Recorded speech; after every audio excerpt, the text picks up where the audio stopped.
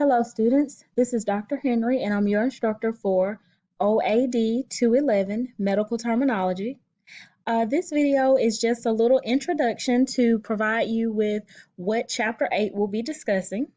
And as you can see, Chapter 8 is all about the digestive system. As always, please pay close attention to the combining forms that will be used for this particular chapter. Also, you want to make note of the different structures that make up the digestive system.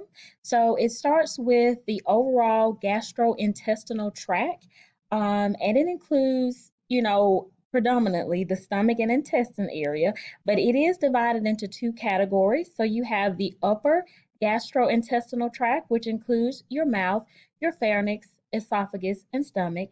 And secondly, the lower gastrointestinal tract, which is the small and large intestines, your rectum and anus. And then the liver, gallbladder, and pancreas also have some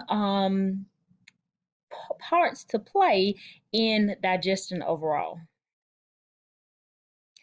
All right, so there, of course, our book is full of all kinds of helpful videos, diagrams, and charts. And so this one kind of shows you all the things that we just mentioned that are a part of the digestive system and where they're located. What I wanted to kind of point your attention to is, I don't know if people consider the mouth, but that's the beginning of your digestive process. And so, the rest of the way is going to talk about each of these structures. So you want to make sure that you pay close attention to the role that each of these structures plays during the entire digestive process.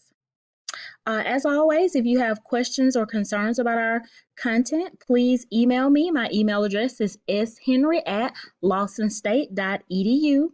Thanks for listening. Bye.